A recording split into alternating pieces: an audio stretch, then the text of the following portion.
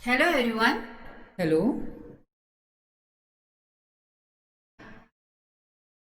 We got basic idea or knowledge regarding human rights, its history, human rights in the Indian Constitution, directive principles of state policy, etc. from your previous classes. Now, I would like to know more about human rights from you. Okay, very good. Happy to know that you gathered at least some basic information regarding human rights. And now you want to know more about human rights, isn't it? Very good. Today we will discuss a new topic, NHRC, that is National Human Rights Commission. What is this NHRC? Please explain. Okay, I will explain more on NHRC. India has devised many methods for the protection of human rights. In 1993, the National Human Rights Commission or NHRC was established. That is, National Human Rights Commission was established in the year 1993. Then let me know how many members are there in the National Human Rights Commission?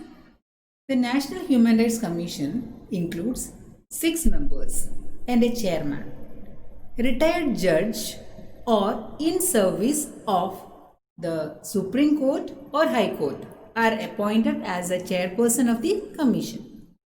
Chairperson of the National Commission for Minorities and National Commission for Women are also the members of this commission.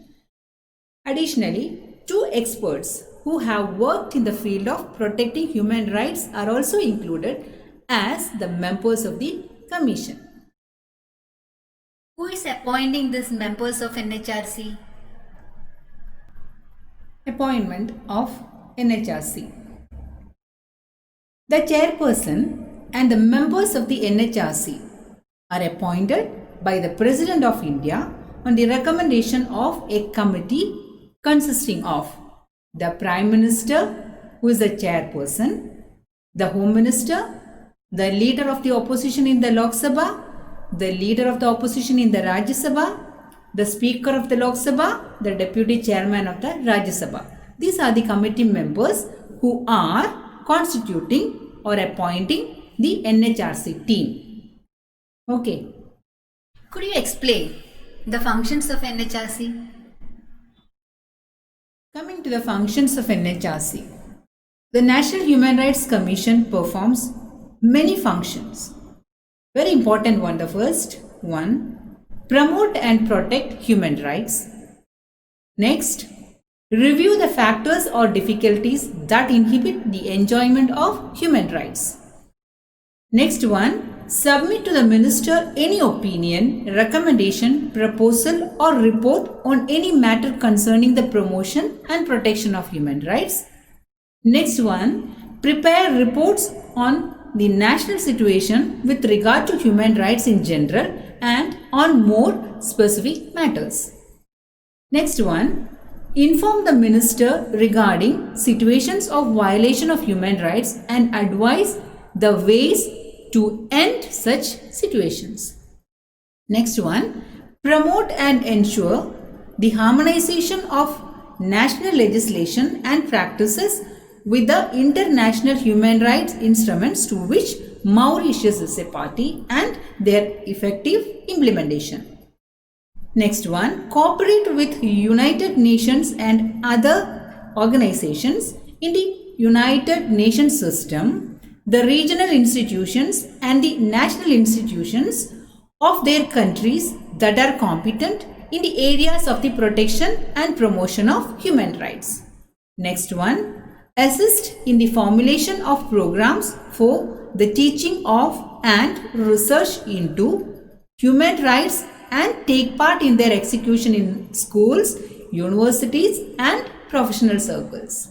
Next one, publicize human rights and efforts to combat all forms of discrimination by increasing public awareness, especially through information, and education and by making use of all press organs. Next one, exercise such functions as it may consider to be conducive to the promotion and protection of human rights. Next one, the last, carry out an inquiry as to whether a case where a person who believes that he has been unjustly convicted should not be reviewed by the Supreme Court. These are the functions of NHRC. Now I could understand what this NHRC. And I have a doubt. Is there any such commission functioning in states? Yes, definitely. There is a commission functioning in the state also, which is named State Human Rights Commission, SHRC. A state government may constitute a body known as Human Rights Commission of that state to exercise the powers conferred upon and to perform the functions assigned to the state commission. It is actually the watchdog of human rights responsible for the protection and promotion of human rights. At present, 26 states have constituted State Human Rights Commission. The first State Human Rights Commission was constituted in Kolkata on 8th January 1994, known as West Bengal Human Rights Commission. Who constitute SHRC? About the constitution of the commission, SHRC, a chairperson who has been a Chief Justice of High Court, one member who is or has been a Judge of High Court, one member who is or has been a district judge of that state, two members to be appointed from amongst persons having knowledge of or practical experience in matters related to human rights. There shall be a secretary who shall be the chief executive officer of the state commission and shall exercise such powers and discharge such functions of the state commission as it may delegate to him. Then, how does this SHRC function? The functions and powers of SHRC. State Human Rights Commission has power to investigate the grievances regarding the violation of human rights. It has the power to interfere in any judicial proceedings involving any allegation of violation of human rights. It can visit any jail or any institution under the control of the state government to see the living conditions of the inmates. It can review the safeguards provided under the Constitution for any law for the protection of human rights. It has the powers of civil code and can grant interim relief. The last one, it also has the authority to recommend payment of compensation of damages. Thanks a lot for enlightening me about NHRC and SHRC. Thank you.